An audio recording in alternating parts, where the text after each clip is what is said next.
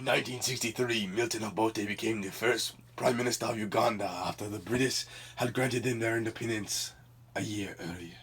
Congratulations, Prime Minister Obote. Let us all, who wish to see Uganda prosper, join together today in resolving to build a great, united nation.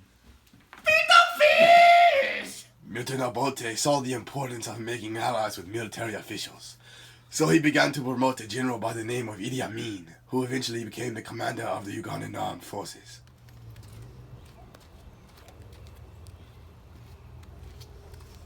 In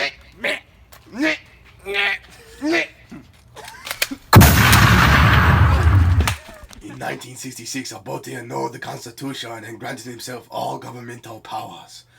This occurred because of the tribal differences between Obote and the president.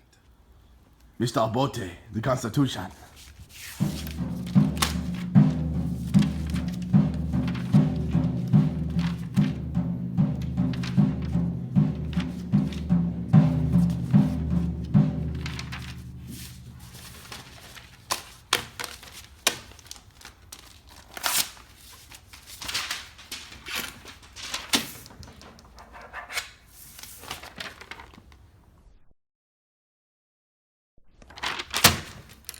On January 25th, 1971, Idi Amin led a bloodless coup against the current government while Obote was out of the country.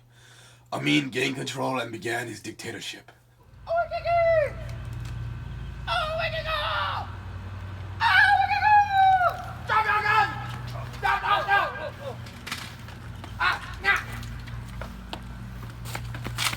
Run, run!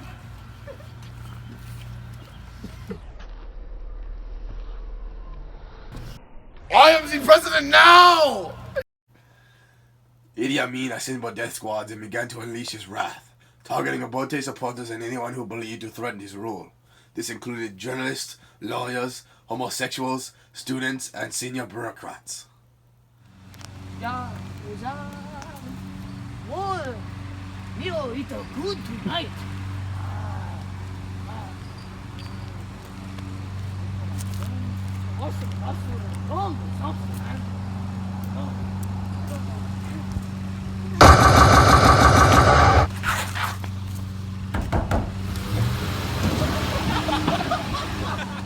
In 1972, Idi Amin expelled all people of Asian descent out of Uganda.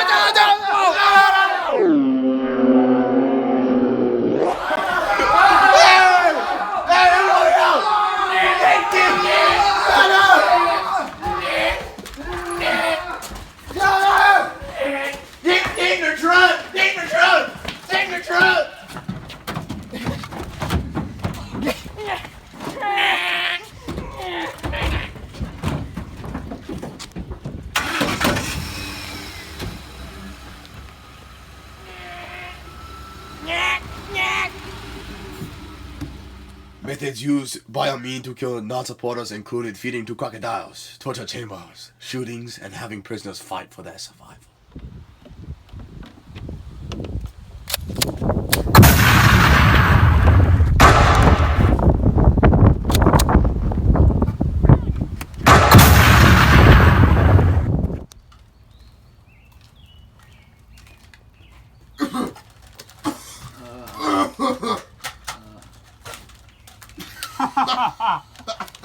You two, fight!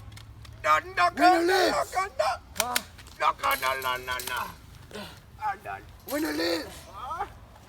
20 on skinny.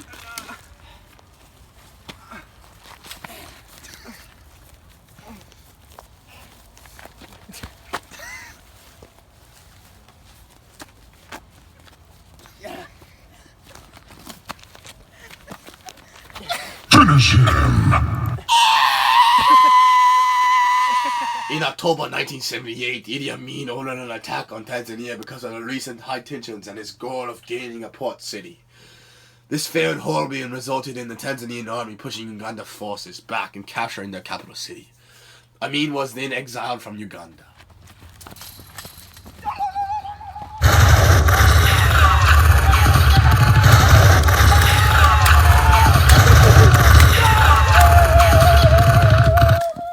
With Amin gone, Obote was able to return back to power in 1980.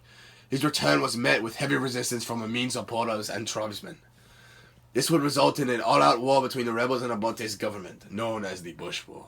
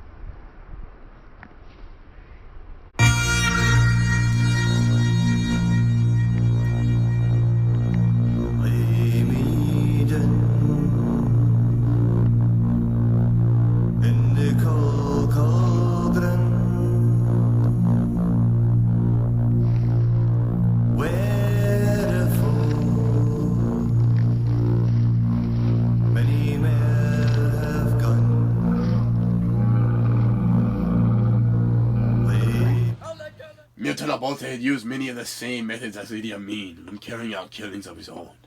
Obote even used the same torture chambers that had been used during Amin's reign of terror. He's a scum!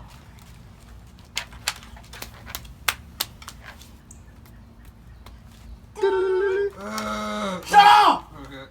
This war, along with Obote's desire to rid people he thought threatened his rule, left thousands of people laying dead in the streets.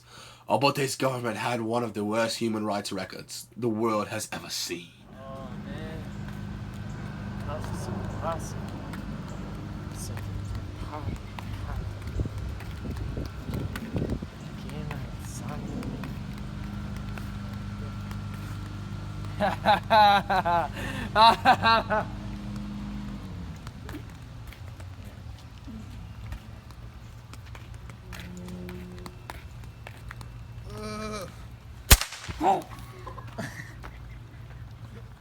An estimated 800,000 people were killed during the brutal reigns of Idi Amin and Milton Obote. The tribal disputes that were embedded into the minds of Uganda's people during this time still impact the government today.